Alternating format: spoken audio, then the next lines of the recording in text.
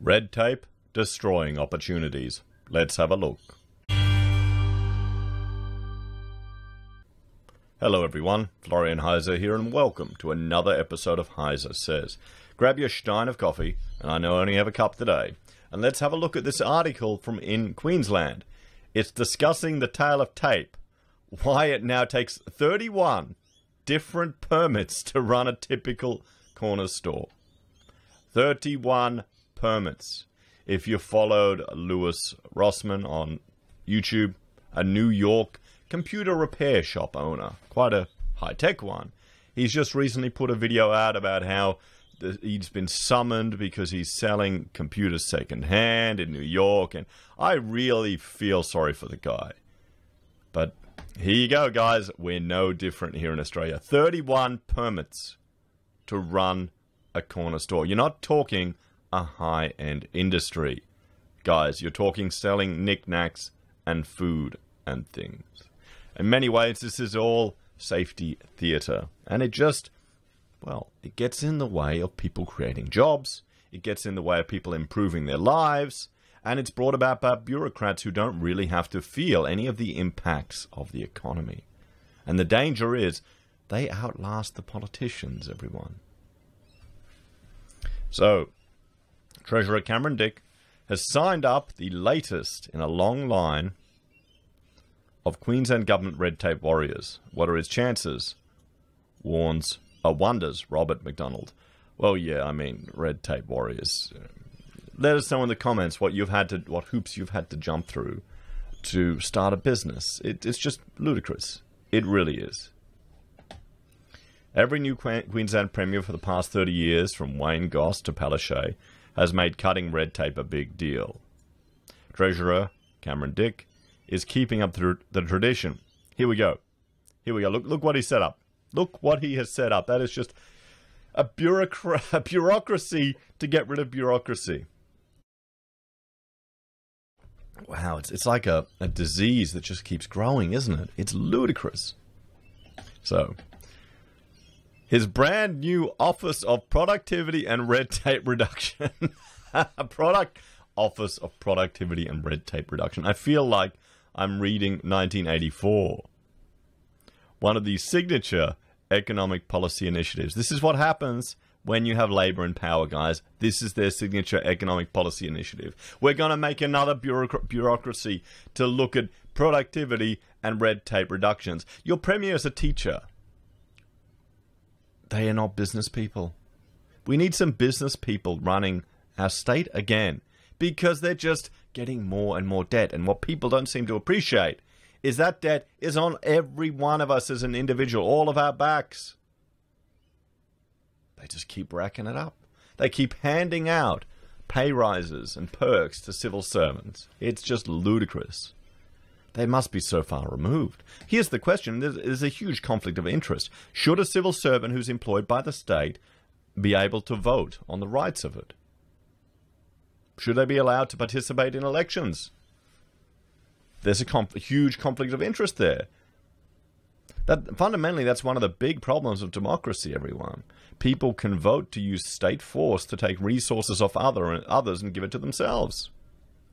That's the danger. There needs to be a way to mitigate that. Because it's just getting worse here in Queensland. We're just getting into greater and greater debt. Newman tried to fix it. What happened? They're still using him to win elections these days. So anyway, good on him for giving it a shot. But as a research paper from the Queensland Productivity Commission titled Improving Regulation, released last week, makes clear he's signing up for a Sisyphean task. Over the last decade, governments in Queensland and elsewhere have explored ways to improve how regulation is made, reviewed and administered, the report said. Despite some successes, there remain significant opportunities to pursue regulatory reform and modernize the regulatory reform, it says, with classic bureaucratic understatement. See, all of this garbage, it just adds for additional incentives for people to offshore, to avoid doing business here. You know, why? Why put up with the red tape? Why put up with the BS when you can get around it? When there are other ways to do it. And that's energy that could be spent being productive, but it's just fighting the bureaucracy, everyone. QPC estimates it's costing Queensland businesses up to $7 billion a year to comply with state regulation. And what's the benefit of it? What's the benefit of these regulations? It also guesses, and it can only be guesses because no one really keeps track of these things, that the state could be spending up to $3.1 billion annually to administer all the regulation. I mean, these are people. Their jobs are just bureaucrats. What value do they add? How would you wake up every day and deal with that? I guess it's no different to being a YouTuber. What value do you add? But at least it's voluntary watching YouTube. So maybe watching YouTube, we ease the suffering and pain for people doing all their bureaucratic paperwork. So where does it all come from? This red tape that's costing everyone so much money. Here's a case study. One of the Goss government's early decisions, when it came to office in late '89, was to establish the Business Regulation Review Unit. As an early exercise, it was given the job of reviewing all the red tape needed to set up and run a typical corner store. It identified 18 separate licenses back in '89, approvals and permits. A number of governments eventually managed to reduce to 16 by passing laws removing the need for special licenses to sell milk and fish. Special licenses to sell milk and fish. This is no different than the stupid medieval-esque potato board we had over in Western Australia. Okay? This is what government does. You feel all nice and happy when you're ringing up your Green Council member to stop people getting affordable housing. They also do this stuff. And this destroys opportunities. This destroys jobs. This destroys people improving their lives. Government doesn't create opportunity. It destroys it. A small victory, you might say. I'm just frustrated. You need a permit for that. A small victory, you might say. Here's the thing. Think of how many licenses and bullshit. They're all fees and charges that you need to do stuff that previous generations could do without. You need a fishing license. Ludicrous. A small victory, you might say, but I've just been on the website of the Australian Business Licence Information Service to see what's required to set up a convenience store these days. The answer, 31 licenses. It's a convenience store. You put stuff on a shelf, you put a sticker price on it, that's it, done. 31 licenses, permits, and other bits of relevant information that a store owner is supposed to be aware of, such as consumer product and information standards, country of origin labeling standards, and fair work information statements. That's double the number of 30 years ago. There you go. This is what generations now are facing. This type of bureaucratic mess. This is what you get, guys. Politicians sit on a bloody committee and they feel like they're doing something by setting up all of this crap. And it just makes business harder to run. And then what do people do? They go, stuff it. I've had enough. And walk away. So, you can see the logic and good intention behind most, if not all, of these requirements. Nah, not really. Nah. It's all just smoke and mirrors. It's bullshit. I mean, the country of origin labeling, okay. You know, people talk about it. They just want what's cheapest. But with each of these good intentions comes more red tape and more responsibility for shop owners. How could you object, for instance, to the National Employment Standards, which are the 10 minimum standards of employment entitlements for employees covered by the National Workplace Relations System? I can, very easily. You need to pull it back completely. It should be a one-page... all legislation should be limited to one page. Then they'll put it at 0.1 font. But yes. Yeah. We need to pull back this. Perhaps we're a little too entitled. Maybe that's why unemployment is getting so high. Come on. It's a normal job. It should be an easy relationship. The government doesn't need to get involved. Even if you did object, you'd still need to pay attention because a Contravention of the NES may result in penalties in excess of $13,000 for an individual or $66,000 for a company. So, you know what you do? You just don't employ people in this country anymore. That's how you get around it. You destroy opportunities. Or why do you think there's all the people doing the dodge? And who could find fault with strict rules around selling cigarettes? The good news is you don't actually need a license to sell tobacco, but you do need to be aware of your obligations as a seller of cigarettes or run the risk of big fines.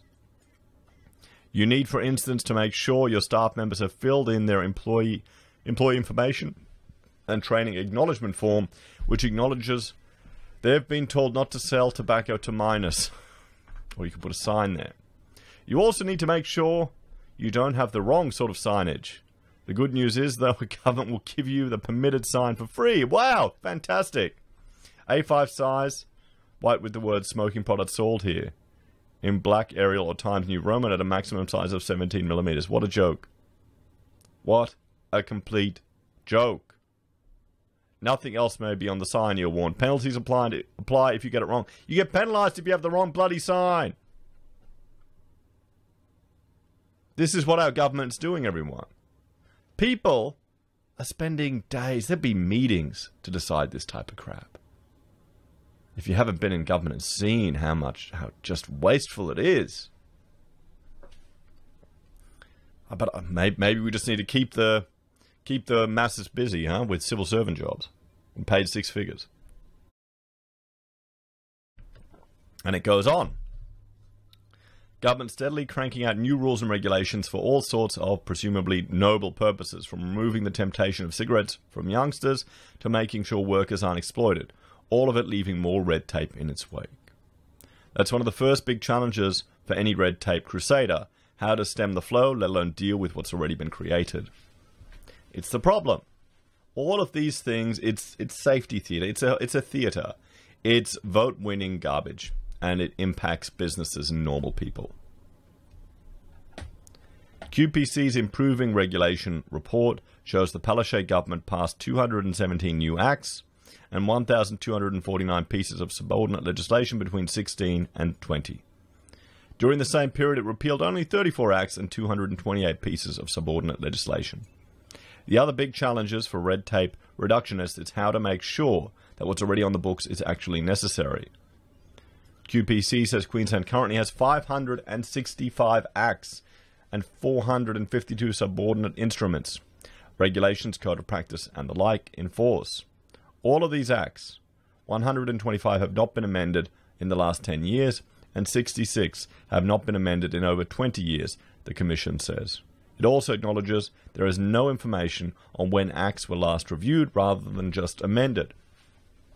Subordinate instruments are supposed to be reviewed more regularly because they automatically expire after 10 years. There are, however, several regulations that have been exempt from expiry on multiple occasions, upwards of 10 years, on the grounds they're under review, the Commission says. In short, once a new rule or regulation gets on the books, red tape and all, it's very hard to get it off again. But Treasurer Dick's new Office of Productivity, I can't believe that, and red tape reduction, is going to give it a shot. We'll see. I don't think Labor is going to be ever able to do it. I don't think the Liberals are going to be able to do it. There'll be too many social justice, emotional, manipulative people there, pushing for these interventions. Because remember, none of us have agency anymore. We need a paternalistic government to take care of us. And this is the side of politics you're coming from, the more paternalistic. Well, they're both paternalistic in their own way, aren't they? Both sides, both the big parties. The new agency, Dick said in his latest budget speech in December, will enable us to fast-track opportunities for regulatory reform that can accelerate our path away from COVID-19. Dick recently told in Queensland colleague Shane Parnell he wanted to unleash the private sector to drive the state's economic recovery. Oh, I mean, it sounds good. It sounds good that they're aware of it, but I think it's going to be... I'm just too cynical, guys, now. I'm too cynical for all. I'm too old to believe any of this crap. I mean, come on. The last election, they were still trotting out Newman to scare the masses. That's why. Okay, so, no. So that includes ensuring we better regulate. There we go. Better regulation itself and better regulating by government. Fine aspirations, of course, but the fact is that cutting red tape has already been a priority for the first two Postage administrations. A red tape reduction advisory committee, council. It's a council, not a committee.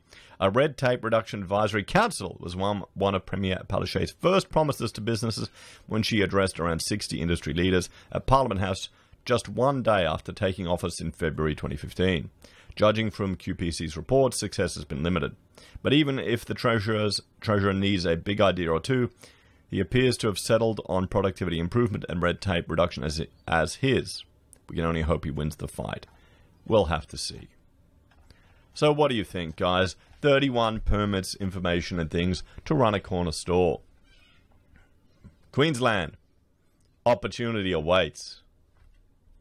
And this is written by Ronald McDonald. Robert McDonald. I'm tired. Sorry, mate. Good article. Bloody hell. What's going on? 31 permits to run a shop.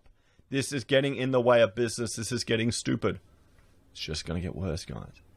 You got to think about that. And this is people are using the parliament. In some ways, it gets even bigger than that.